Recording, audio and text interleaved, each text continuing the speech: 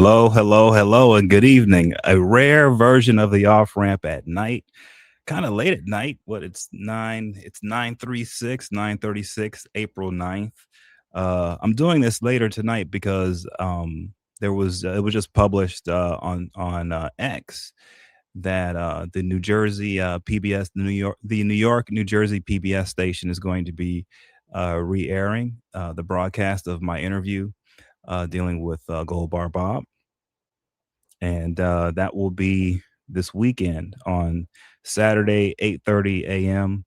at my NJPBS, Sunday at 8:30 a.m. and 11:30 a.m. at my NJPBS, and 10:30 a.m. at News 12 New Jersey. So that will be the schedule this weekend. If you guys didn't catch the interview the first time around when it was broadcast, I believe in February, I believe. Um, or even late in January. If you didn't catch it, you can catch it again. It's a really important interview. I had a great time doing it, but it was important because uh, the book Gold Bar Bob really gets into what the multipolar world is going to look like. Okay, like it's already here, and we're already seeing signs of it. And Gold Bar Bob is a really good template for understanding how the multipolar world is going to work, at least on the political level, and a lot on the basically where the politics overlaps with power, commerce, and the geopolitical economy. Gold Bar Bob is an excellent book for that, to be able to understand that, because if you guys haven't noticed, there's a lot of discussion now around about because of the Iran conflict concerning this idea of a multipolar world. How uh, the United States is it's ceding its leadership as the one power that everyone else circles around, and now we're going to a place where it's going to be several countries deciding what's going to happen throughout the world, which is, we're kind of at that place now. I think we've always been at that place. I think this is sort of a mind game being played a little bit, but there hasn't been a situation where it's just been the United States ruling over everyone. I mean, that's just not been the case. It seems like it's been the case. It hasn't been the case. But with that said, we're headed to a place where it's supposed to be different now, and everything is multipolar, and China and Russia and India and others are going to have a bigger say in what happens now, and which is fine and it's great, right? But you'll see, because of if you read Gold Bar Bob, if you watch my interview over the weekend, the rebroadcast of it, what you'll see is that in a multipolar world, what happens is um, allegiance to one cause or one nation becomes paramount for anyone operating in a multipolar world. You can't have more than one master in a multipolar world. You're either going to be with the Chinese or with the Russians or with the Americans, but you're not going to be with everybody because, as I wrote a piece today, you can't have two masters. You can't ride two horses at once. You can't fight on three fronts at once. And so a multipolar world forces allegiances. It forces everyone into a team, into a camp, into a bucket. And once that happens, the team that has the most cohesion tends to win. Okay. And so people look at the United States and our democracy and how messy it is, and they go, "Ooh, man, you guys can't get any kind of cohesion. You're going to be in a bad spot in this multipolar world," right? And other countries like China, they're like, "Oh, they're going to have a big advantage because they make all of their citizens do whatever they say. There's top end control for 1 billion people.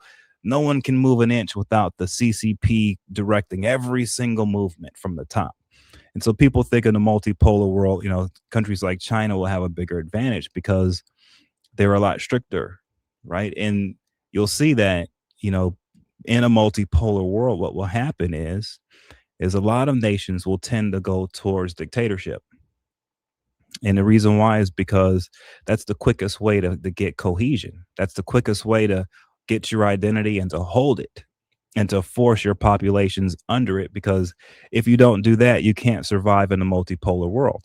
Why do I say that? Well, if you look at Bob Menendez, he's a perfect example of one of the politicians who suffered, the some of the bad side of what a multipolar world brings. And what do I mean by that? Well, when Bob Menendez was the chairman of the Senate Foreign Relations Committee, he began to act as a foreign agent for the nations of Qatar and Egypt. And he was able to do that because the nations of Qatar and Egypt understand full well that they are competing in a multipolar world. They understand this. And when nations like Egypt or Qatar are competing in a multipolar world, they have to play their cards right. And from their perspective, breaking the law by bribing government officials in America, that's no sweat off their back. And the reason why it isn't is because in their cultures, that's what you're supposed to do anyway. You're supposed to be bribing these guys anyway.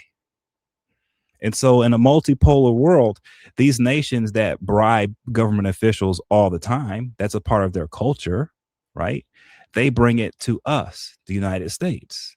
And our politicians who aren't up to speed on how these other nations work and how a multipolar world is going to work, they get caught up in some stuff like Bob Menendez did, right? And so what we're having now, if you really look at the media space, if you look at the political space, a lot of the chaos and the havoc is because we're in a multipolar world, and these other nations with other standards for their cultures. I'm not saying it's bad or good. We have corruption in the United States too. It's just different. But these other cultures bring their style of corruption to us. And that's our challenge in America, is being able to interact in this multipolar world without giving up our identity when it comes to ethics, when it comes to our cultural identity, and when it comes to our leadership. Because our culture says that our leaders, our elected officials, are our servants. They serve the people. That's our culture. Okay. In a multipolar world, our servants that we elect are are forced to work with elected officials from, or dictatorial officials from other nations, who come in, and their people haven't elected them or put them in high office to be servants to the people. They're being put in high office in those cultures to be leaders, and in some cases to be brutal leaders. And so these leaders come and they interact with our servants, and you see how that how that power play works. That's an issue. That's a cultural problem that we're running into all of the time, and we haven't gotten used to it. These are the challenges that we have. And then you can look in the media space, and the same thing is happening, where our influencers are getting money, dark money, right, to pay them, whether it's through marketing, advertising, or whatever you want to call it, $7,000 per X post, or whatever you want to say. But we have foreign uh, nations, very powerful nations, that have figured it out and said, hey, we need, in a multipolar world, the way we can influence America is we can start paying their social media people, their media people, to start telling a story that we need to be told here in China. The Chinese people need the Americans to hear this. So we're going to pay these social media guys to push our narrative. That's what's happening in the social media space. That's what's happening in the media space. And so here's the issue with all of this. And this is why Gold Bar Bob is important. And this is why uh, looking at it through this lens is important, because without transparency, we're in big trouble. We're in huge trouble. And none of our elected officials are seeing this. See, the advantage we have as a democracy in America, and the advantage we have as having our elected officials be our servants, is we can get transparency. We can get it, right? The Chinese people, they can't get it. The Russian people, it's impossible. But we can actually get it here. Our citizens can. And so in a multipolar world, that's where our advantage lies. And we're squandering this advantage, okay? Because here's what happens when you open up the books in the United States and you bring transparency here. what you're doing is you're also exposing and opening up the books of all of the other nations dabbling in our water, dabbling in our pool. Now we get to see what they're doing and what they're up to. See, in their nations, their people will never be able to see what we are up to in their nations. See, we can go into other nations and do stuff now under the cover of night. And because these nations are never transparent and they never will be, it's actually can be used to our advantage. See, so there are things that are going to happen in this multipolar world where it seems like, oh, there's disadvantages for the United States and it's all advantages for these other guys. Not true. But the problem that we have in the United States is we have to worry about sliding towards having a corrupt government where our elected officials become ensnared by foreign interests who are bribing them. Bob Menendez is the perfect example. So tomorrow, sorry, for the weekend, if you guys can, catch the rebroadcast. Everybody who's on right now in the New York, New Jersey area, take a look. I thought it was excellent. I had a good time with it. And if you get a chance, you go buy a copy of the book. Get Gold Bar Bob. You can get it anywhere, and it's sold everywhere around the world. And just take a look at what's really happening in this multipolar environment, the type of pressures and situations our elected officials are having to be met with. And, you know, we can, once you see that, now we can start having a debate about what our elected officials need to do to start adjusting this environment for us to give us the advantages that we deserve and that we've earned. The multipolar world is not a bad thing in and of itself, but it's up to our leadership to step up to the plate and make the changes necessary to get us in position to win. And that's it. I think it's that simple. But a good start is to take a look at where some of our elected officials are failing in this multipolar atmosphere. Gold Bar Bob, the book is it's just a great tutorial on that. And it gives us all a good idea of where we need to be headed when this multipolar world begins to coalesce more and we get to see more of what it's all about. So anyway, really thank everybody for joining me. If you really like what I'm sharing, please subscribe. I appreciate all the support. And I will see you guys again tomorrow. In the meantime, have a good night. I appreciate it. Take care.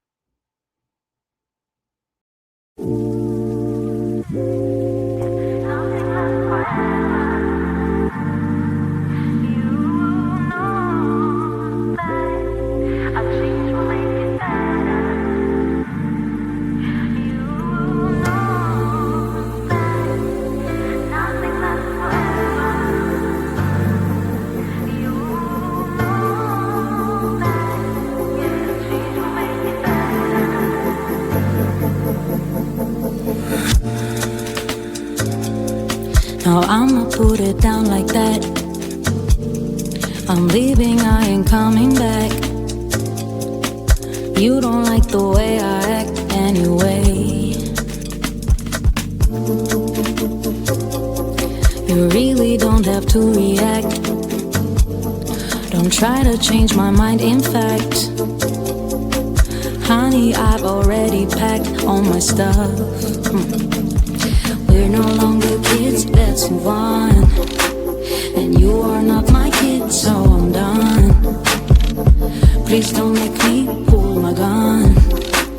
Sorry boy, I can't be the one. You know it, yeah. Nothing lasts forever. You know that a change will make it better. You know that nothing lasts forever. You know that, yeah, change will make it better.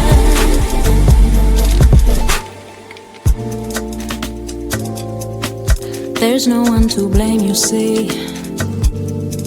Maybe we're not meant to be. There are plenty more fish in the sea anyway. Every day's a different thing. So I'm not into wedding rings. It impersonal's the way I think. Yeah.